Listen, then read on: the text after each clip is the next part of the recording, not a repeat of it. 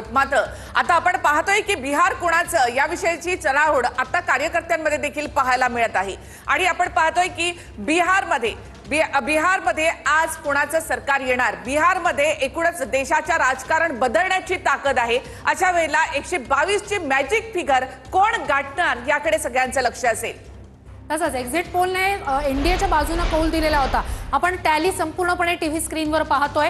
काय आकडे बदलत जाणार आहेत ते सगळं तुम्हाला टीव्ही स्क्रीनवर पाहता येणार आहे। एका स्क्रीनवर तुम्हाला सगळे आकडे पाहता येतील। वर आपण पाहणार आहोत एनडीए आणि महाआघाडी, जेएसपी आणि इतर हे सगळे आकडे तुम्हाला बाजूला दिसतील। त्याचबरोबर एनडीएची पूर्ण आकडेवारी, त्यांचे संपूर्ण घटक पक्ष जे आहेत त्याची देखील एकनाथ शिंदे आणि या जे दोन कुबड्या तिकडे आहेत त्यांनी नितीश कुमारजींकडे पाहावं। शेवटचा प्रश्न विचारतो, तुम्ही आता म्हणताय कुबड्या ढासळणार, त्याचा परिणाम केंद्रातल्या सरकारवरती होऊ शकतो? निश्चितपणे केंद्रातलं सरकार आधीच दोन कुबड्यांवर आहे, त्यातली एक कुबडी ढासळून विकलांग अवस्थेमध्ये जाणार एवढं निश्चित आहे। धन्यवाद सर, आमच्याशी बातचीत केल्याबद्दल। हे सचिन सावंत होते, त्यांनी विश्वास व्यक्त केलेला आहे की बिहारमध्ये महागठबंधनचं सरकार येऊन तेजस्वी यादव 100% मुख्यमंत्री बनतील असा विश्वास सचिन सावंत यांनी व्यक्त केल्याचं आपल्याला बघायला मिळालेला आहे।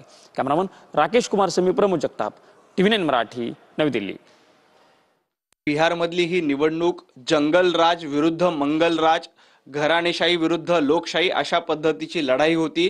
आता जंगलराज गेल्या 10-15 वर्षामध्ये संपलेला आहे आणि मंगलराज सुरू झालेला आहे। पुन्हा एकदा बिहारची जनता मंगलराजच्या बाजूने कौल देईल यामध्ये अजिबात कुणालाही शंका नाही। ज्या पद्धतीनं घराणेशाही करण्यात आली होती त्यालाही उत्तर देऊन लोकशाही मार्गाने आज दुपारपर्यंत सरकारला स्पष्टपणे बहुमत मिळेल असा कौल बिहारची जनता निश्चितपणे देईल। काँग्रेसचे प्रवक्ते अतुल लोंढे आहेत माझ्यासोबत। अतुल सर, पहिली प्रतिक्रिया, एक्झिट पोल तुमच्या विरोधात दाखवतायत, एक्झिट पोल एनडीएला बहुमत दाखवतायत। तो कल नाही, ती कला आहे। तसा एक नॅरेटिव्ह तयार करून चोऱ्या माऱ्या, साठमाऱ्या, वाटमाऱ्या, लुटणे हे सगळं करून आम्ही निवडणूक तर एक्झिट पोल सांगत होतं असं सांगण्याचा तो प्रयत्न आहे। वस्तुस्थिती ती नाही आहे। नंतर एक्झिट पोलवाल्यांचं सुद्धा घाबरलं की आपलं दुकान लंब होत आहे, बंद होत आहे। तर मग कालचे एक्झिट पोल पाहिले का आपण, TNPचे तिथल्या लोकलेचे, तर कालचं दैनिक भास्कर पाहिला का, तिथे आता महागठबंधन दाखवत आहे। तर एक गोष्ट लक्षात ठेवा, यांनी साम दाम दंड भेद, वाटमाऱ्या, चोरमाऱ्या, लुटारू सगळं धंदे केलेले आहे।